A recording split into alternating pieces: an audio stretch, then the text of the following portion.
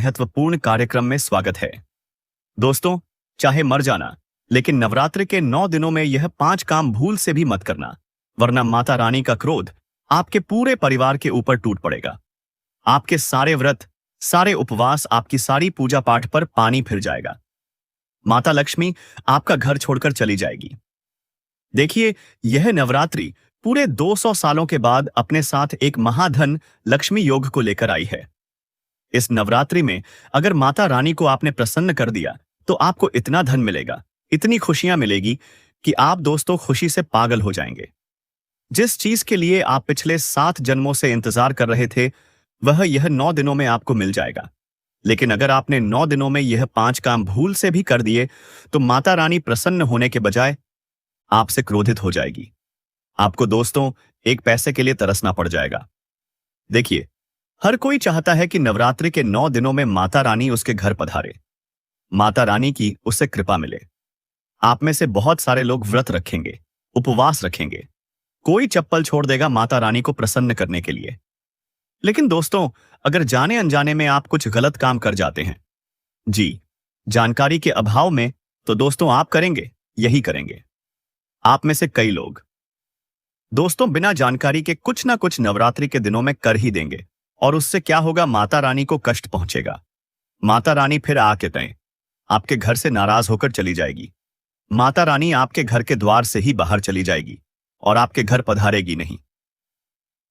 फिर इंसान के जीवन में दोस्तों घोर संकट आते हैं, घोर विपदाएं आती है, उसका कर्ज बढ़ जाता है, अकाल मृत्यु उसे सताती है। देखें, नवरात्रि के दिनों में जिस तरह से माता रानी अपने भक्तों के हालचाल लेने के लिए धरती पर आती हैं, वैसा ही भूत पिशाच प्रेतात्मा भी इन नवरात्रि के दिनों में बहुत ज्यादा आक्रामक हो जाते हैं।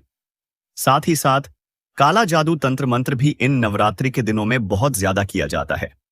आप सभी यह बात तो जानते ही होंगे, और ऐसे में अगर आपके द्वारा कुछ गलत कार्य हो गए गाने अनजाने में, तो यह सारी बला आपकी जिंदगी को नरक बना सकती है। इसलिए सावधान रहना बहुत जरूरी है। आज इस वीडियो में मैं आपको बताऊंगा कि आपको कौन से 5 काम नहीं करने चाहिए इस नवरात्रि में, और साथ ही कौन से कार्य करने चाहिए। इन नवरात्रि के दिनों में आपके खास उपाय करें, जिससे माता रानी आपका धन दौलत का भंडार आपके घर में भर दे, आपके सारे संकट मिटाए, आपकी जिंदगी से सारे संकट दूर करें। वीडियो में मेरे साथ शुरू से लेकर अंत तक बने रहिएगा। बहुत बहुत गंभीर जानकारियां आज मैं आपको इस वीडियो के माध्यम से नवरात्रि के बारे में देने वाला हूं। देखिए दोस्तों, सबसे पहले कार्ड की ओर बढ़ते हैं। बिल्कुल ध्यान से सुनिए। नवरात्रि के दिनों में भूल से भी सुनसान जगह पर मत जाना। सुनसान जगह पर भूल से भी नहीं जाना है, क्योंकि नवरात्रि के इन दिनों में नकारात्मक शक्तियां अपने चरम पर होती हैं। इधर उधर नकारात्मक शक्तियां, भूत प्रेत पिशाच आत्माएं भटकती रहती हैं। इसलिए नवरात्रि के इन दिनों में सुनसान जगह हो गई, या फिर पीपल का पेड़ हो गया, नीम का पेड़ हो गया, इमली के पेड़ हो गए। रात्रि में खास करके इन पेड़ों के नीचे भी नहीं जाना चाहिए। नवरात्रि में आप देखेंगे दोस्तों, काला जादू तंत्र मंत्र बहुत किया जाता है। कोई अपने दुश्मन को मिटाने के लिए, तो कोई अपने प्रतिद्वंदी को हराने के लिए, तो कोई जलन की भावना से किसी से बदला लेने के लिए काला जादू तंत्र मंत्र करवाता है, और वह तंत्र मंत्र किसी तिर पर किया जाता है। कोई टोटका किया जाता है, तो आपको दोस्तों हर चौराहे पर, हर तराहे पर ऐसे टोटके मिलेंगे ही मिलेंगे। इन टोटकों से बिल्कुल दूर होकर आपको गुजरना है। इन टोटों पर आपका पैर नहीं पड़ना चाहिए।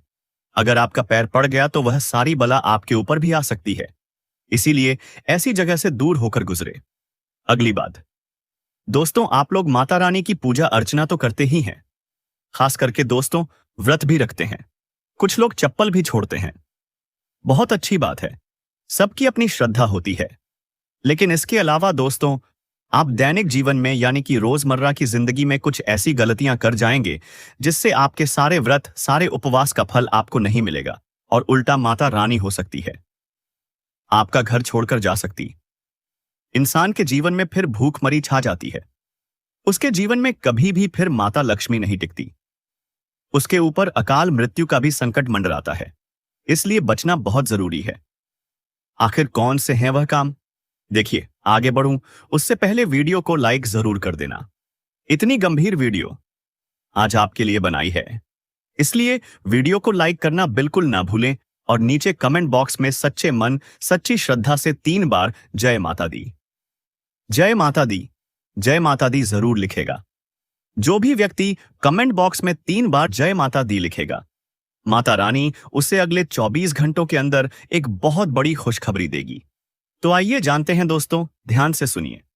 अक्सर दोस्तों घर में कभी कभी छोटी सी बात को लेकर पतंग गढ़ बन जाता है, लड़ाई झगड़े हो जाते हैं।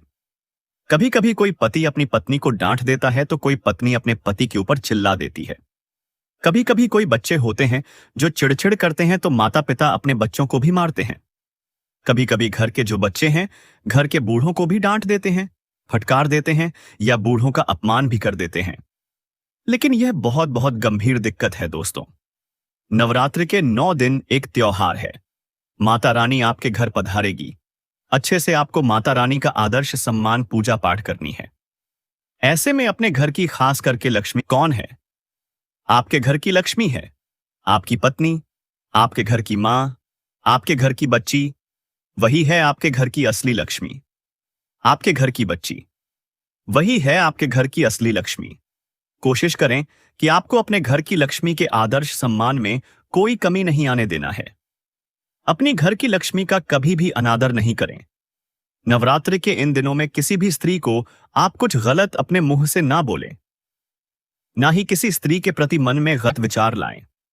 अगर ऐसा हो गया, घर में लड़ाई हुई, झगड़े हुए, किसी स्त्री को गलत बोला गया, घर के वातावरण में अगर कोई गलत चीज हुई तो आपको बहुत ज्यादा पछताना पड़ सकता है। माता आपसे नाराज हो जाएगी तो आपको हर तरफ से फिर संकट का सामना करना पड़ेगा। इसलिए नवरात्रि के इन दिनों में घर में लड़ाई झगड़े नहीं करने। पति पत्नी इन दिनों अच्छे से प्रेम से रहें। घर में माता पिता का सम्मान करें, अपने बूढ़ों का सम्मान करें और घर में खुशी भरा वातावरण रखें, क्योंकि माता रानी किसी भी रूप में घर में पधारेगी। और जब वह माता रानी किसी रूप में घर में पधारती है, चाहे वह अदृश्य होकर ही क्यों ना हो, और जब आप घर में लड़ाइयां करेंगे तो फिर माता रानी आपके घर में पल भर भी नहीं टिकेगी और आपको माता रानी का क्रोध अलग से सहना पड़ेगा। अब अगली चीज दोस्तों, ध्यान से सुनिए। नवरात्रि की रातों में पेड़ों के आसपास नकारात्मक शक्तियां होती हैं जो आपको भी लग सकती हैं। इसलिए पेड़ों के नीचे कम रहिएगा। साथ ही नवरात्रि के दिनों में काले कपड़े पहनने का आजकल चलन हो गया है। कई लोग जो गरबे में भी काले कपड़े पहनने लग गए हैं। लेकिन इन दिनों काले या फिर गहरे रंग पहनना बहुत अशुभ माना जाता है, यानी यह नकारात्मकता के प्रतीक होते हैं। दोस्तों, नकारात्मक ऊर्जा को आकर्षित करते हैं और देवी देवता का आशीर्वाद कम कर देते हैं। इसलिए काले कपड़े पहनना भूल से भी जायज नहीं है। दोस्तों, हमारे नवरात्रि के इन दिनों में तो काले कपड़े मत पहनिएगा। काले कपड़े से गहरे कलर से बचिएगा। दोस्तों, अगली चीज देखिए। कई लोग हैं जो मांस, मछली, अंडा, शराब का सेवन करते हैं, लेकिन ध्यान रहे, नवरात्रि के इन दिनों में भूल से भी मत करना। वैसे तो कभी भी नहीं करना चाहिए, लेकिन अगर किसी घर में नवरात्रि में तामसिक भोजन बन रहा है तो वहां भोजन करने से साधना का फल तो नष्ट होगा ही, लेकिन उस घर की आने वाली 7 पुश्तों के नसीब भी खराब हो जाते हैं। आने वाली 7 पुश्त के भाग्य वह अपने हाथों से नष्ट करता है। इस बात का विशेष ध्यान रखिए। अब दोस्तों, नवरात्रि के इन दिनों में जो झाड़ू है उसका विशेष महत्व होता है, क्योंकि झाड़ू भी एक लक्ष्मी माता रानी का ही एक प्रतीक है। दोस्तों, ऐसे में झाड़ू पर लात नहीं लगना चाहिए। झाड़ू को विशेष अच्छे स्थान पर रखना चाहिए।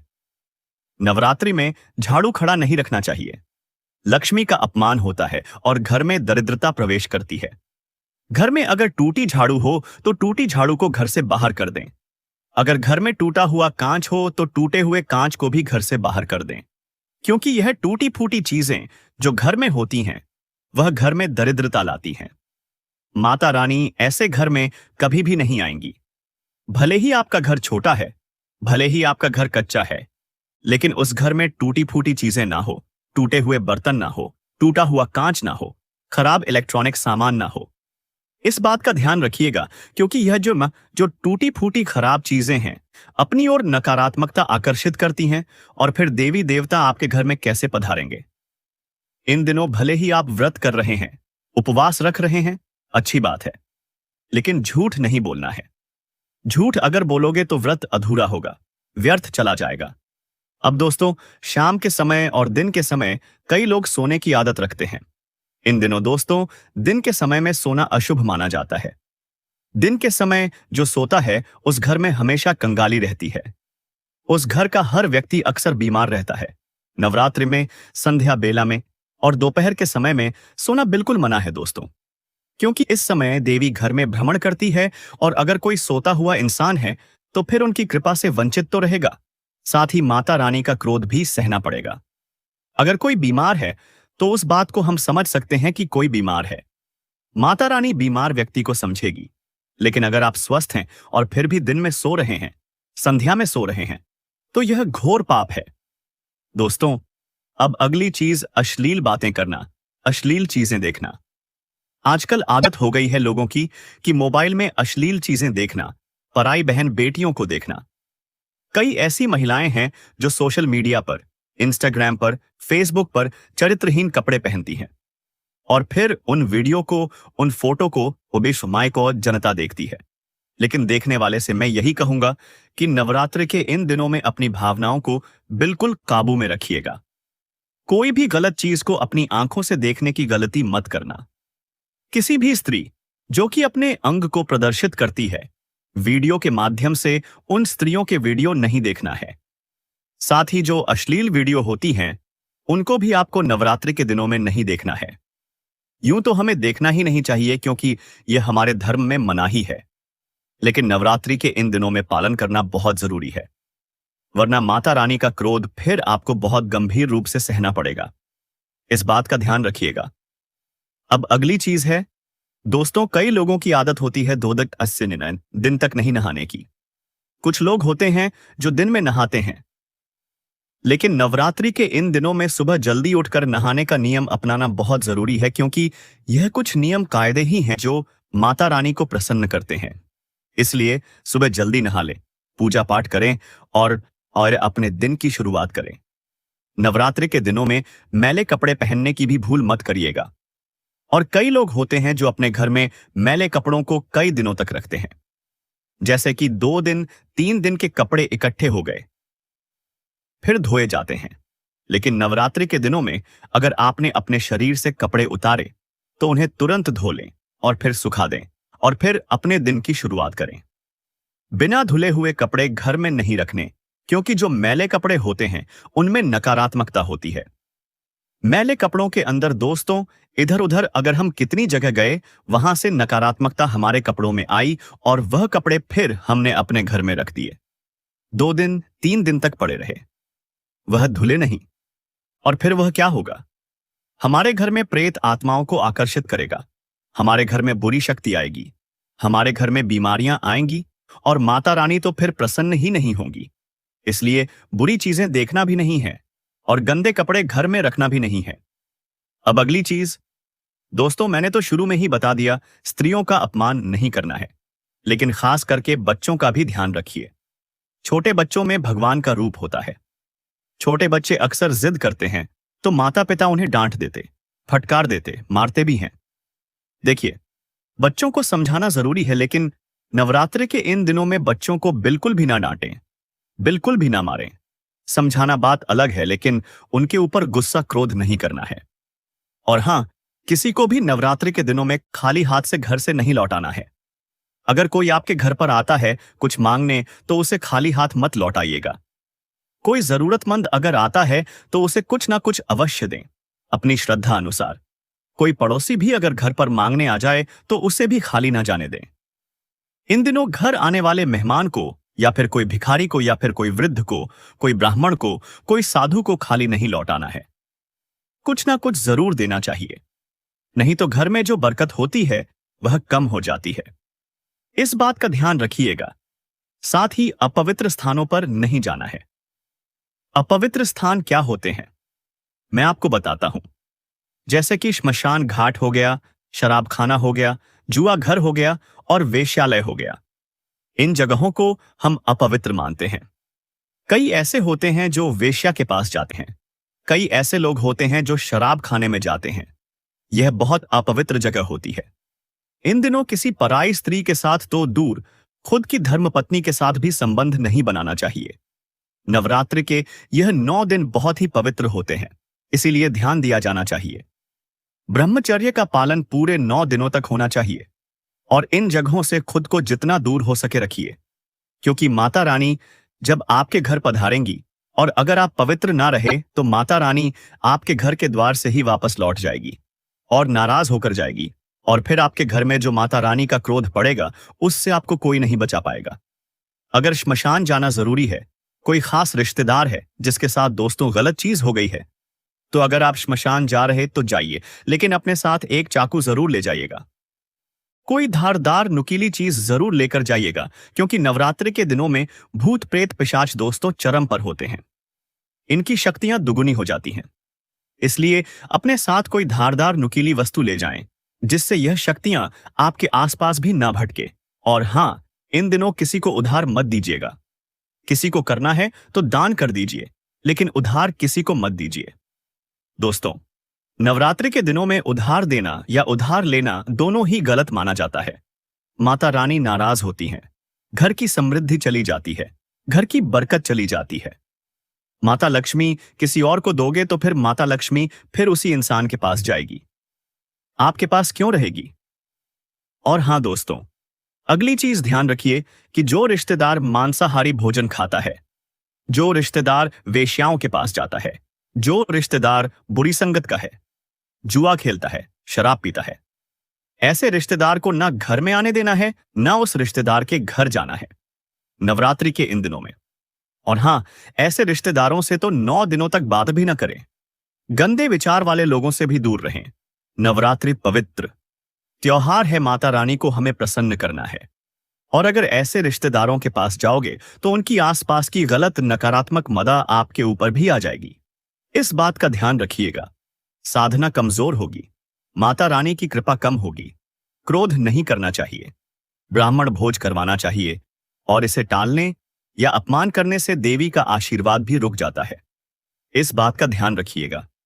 इन दिनों बिना नहाए तो पूजा घर में जाना ही नहीं है, और खास करके मूर्ति को भी सीधे स्पर्श नहीं करना है, ना ही हाथ लगाना है।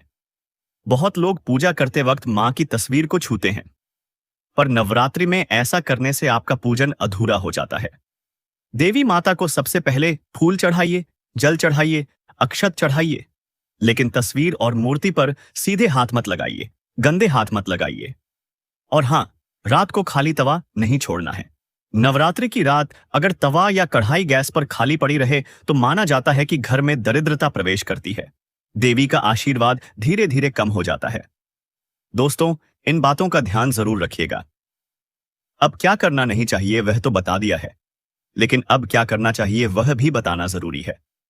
आपको नवरात्रि में क्या करें जिससे माता रानी आपके घर पधारें, आपके घर में धन दौलत का भरमार रहे? तो ध्यान से सुनो। क्या नहीं करना है वह तो बता दिया, लेकिन क्या करना है ध्यान से सुनिए। आपको फलाहार खाना है, सात्विक भोजन लेना है। दिन में कम से कम एक बार माता दुर्गा को प्रसाद में फल या फिर हलवा पूरी अवश्य अर्पित करनी है। घर में शांति रहेगी, सुख समृद्धि आएगी, बीमारियों से आप दूर रहेंगे। साथ ही घर में नींबू और लौंग से देवी का रक्षा कवच बना लें और घर के दरवाजे पर टांग दें। क्या करना है?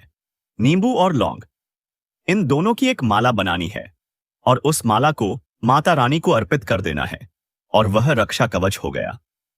उस रक्षा कवच को घर के द्वार पर टांग दो। इससे क्या होगा? बुरी शक्तियां घर से दूर रहेंगी और घर में लक्ष्मी स्थायी रूप से रहेगी।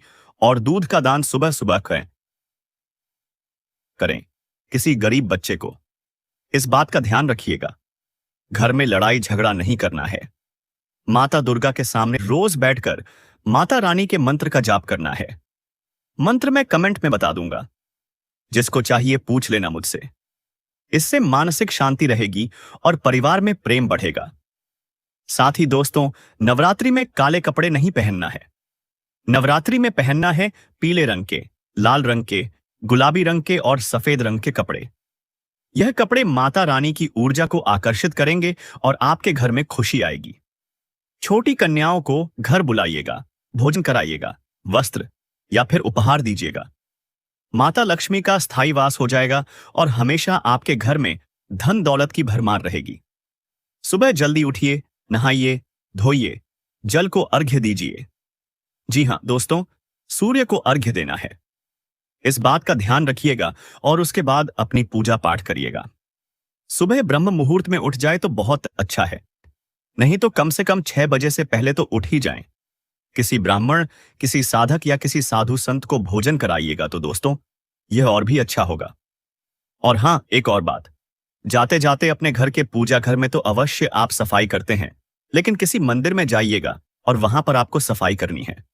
झाड़ू पोछा वहां पर करना है। सफाई करना यानी कि श्रम दान देना है किसी भी मंदिर में जाकर। इससे माता रानी बहुत जल्दी प्रसन्न हो जाएगी। तो दोस्तों, आज की वीडियो में बस इतना ही। आशा है यह वीडियो आपको पसंद आई होगी। अगर कोई सवाल हो तो कमेंट जरूर पूछ सकते हैं।